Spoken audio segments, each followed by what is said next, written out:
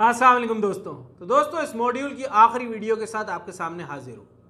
दोस्तों सबसे ज़्यादा इम्पॉर्टेंट एक सेल्स पर्सन के लिए ये होता है कि वो फेस टू फेस टाइम कितना गुजारता है कस्टमर के साथ। तो आपको अपना फेस टाइम जो है ना वो इंक्रीज़ करना है कस्टमर के साथ। जितना ज़्यादा आप फेस टाइम इंक्रीज़ करेंगे उतनी ज़्यादा इंशाल्लाह आपकी सेल्स जो है वो इंक्रीज़ होती चली जाएगी।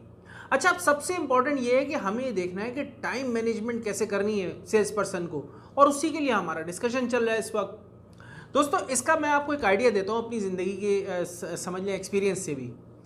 मिसाल के तौर पे आपने जो है वो एक टेरिटरी डिसाइड कर ली कि भाई ये मेरा एरिया है जिसमें मैंने जो है ना वो सेल्स करनी है। अब आप क्या करें कि उसमें क्वाड्रेंट बना लें, और क्वाड्रेंट बनाने के बाद आप पहले उस एक ख़ास एरिया के लोगों को ही कॉल करें, और जब आपने ट्रैवलिंग करनी होगी तो आपकी मूवमेंट उसी ख़ास एरिया में होगी जिन जिन के साथ आप मीटिंग सेट करेंगे।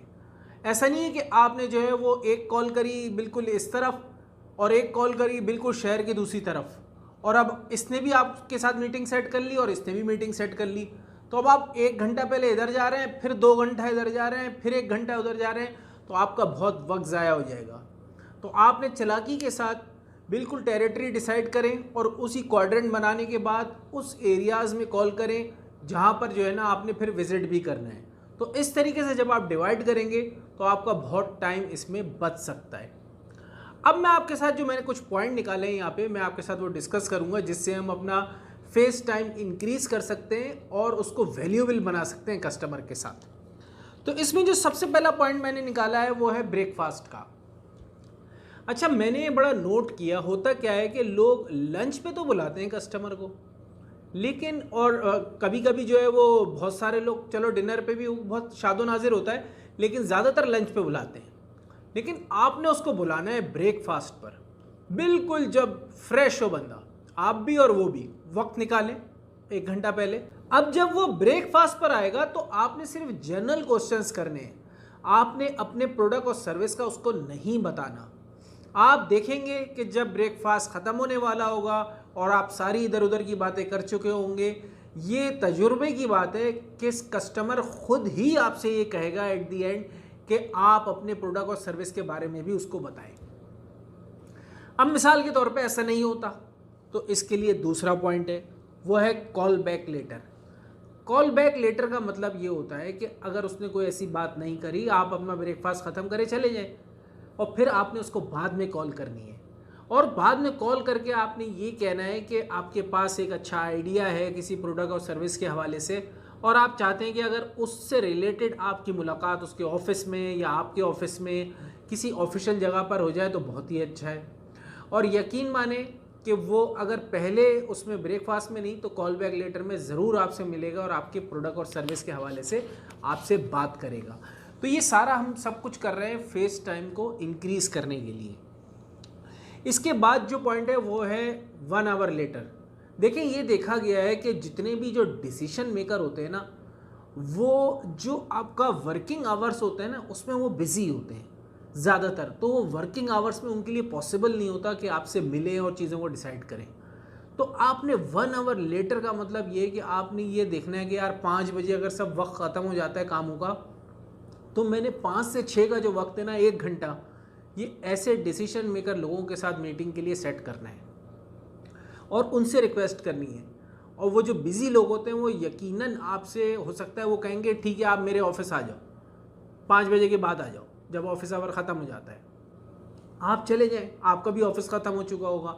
और ऑफिस आवर के बाद ये 1 घंटे में आप ऐसे कस्टमर्स जो कि डिसीजन मेकर होते हैं, एलीट कस्टमर होते हैं, बहुत पोटेंशियल कस्टमर होते हैं, उनके पास विज़िट करना है, उनसे मुलाकात करनी है, और मुलाकात में पहले जनरल क्वेश्चंस करने हैं और उसके बाद जो है अपने प्रोडक्ट और सर्विस की बात करनी है, जैसे मैंने आपको पिछली तमाम वीडियो में सिखाया है। उसके बाद है कंट्रोल योर एक्टिविटीज़। देखिए, इंसान जो है ना ख़ास तौर पे सेल्स में, देखिए हमें पता ही नहीं होता कि कहाँ से हमें सेल्स मिल जाएगी, अचानक कहीं से कुछ ना कुछ कोई सेल आ जाती है, पता ही नहीं होता।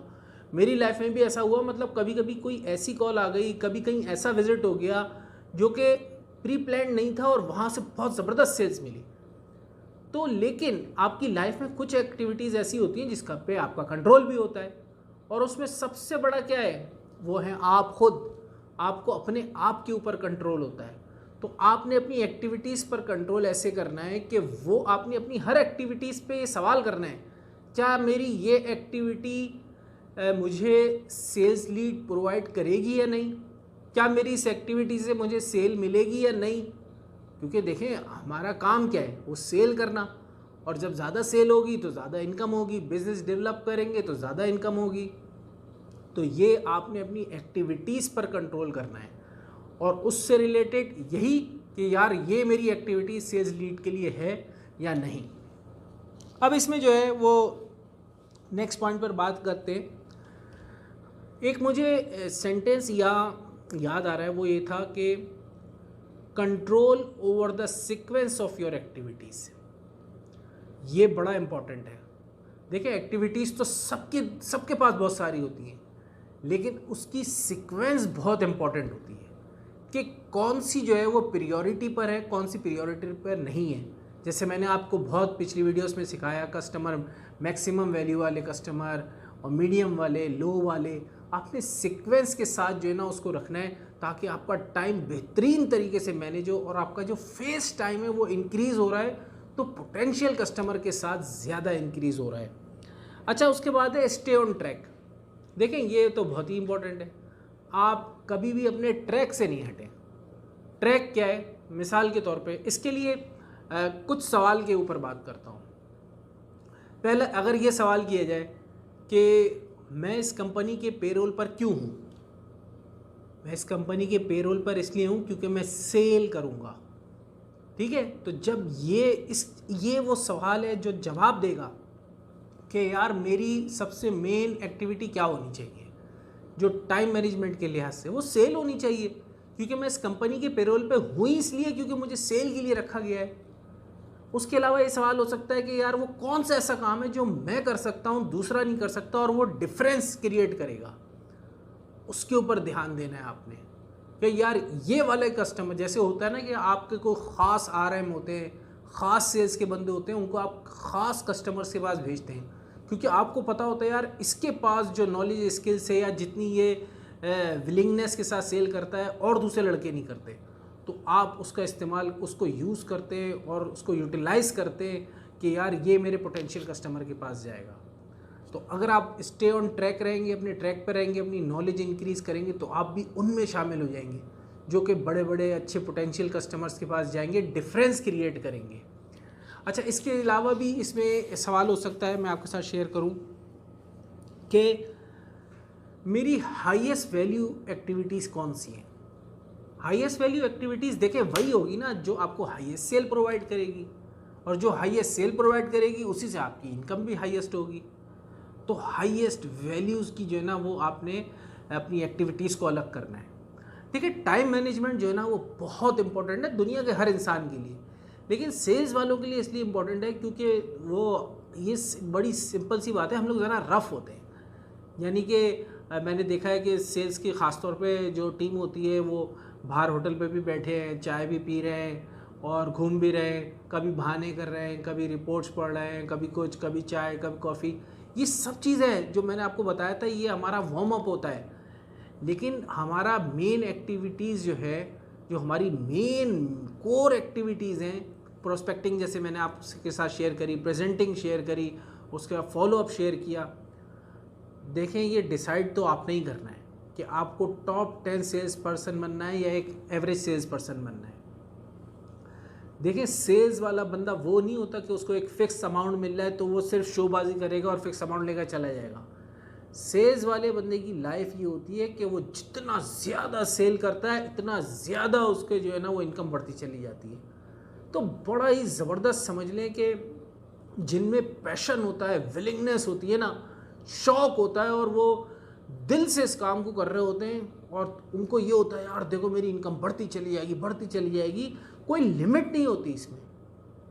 अब उसी के लिए टाइम मैनेजमेंट बहुत इंपॉर्टेंट है कि आप किस तरीके से सीक्वेंस करते हैं चीज़ों को, किस तरीके से प्रायोरिटाइज़ करते हैं और किस तरीके से उसको मैनेज करते हैं। जो काम की चीज़ें उस पर वक्त लगाते हैं, 80-20 रूल की बात करी, ये सब बड़ी ज़बरदस्त टेक्निक्स हैं। क्लोजिंग टेक्निक्स की बात करी, अगर आप इन सब को अमली तौर पर करेंगे और इसको अप्लाई करेंगे, मैं मान ही नहीं सकता कि फ़र्क ना आए। ये लाजमी फ़र्क आएगा, आप देखेंगे लाजमी बिल्कुल एक डिफरेंस क्रिएट करेंगे अब आप। तो दोस्तों ये वो सारी चीज़ें हैं जो मैं आपके साथ शेयर करना चाह रहा था इस मॉड्यूल में। तो चले मैं इंशाल्लाह नेक्स्ट मॉड्यूल में मुलाकात हो।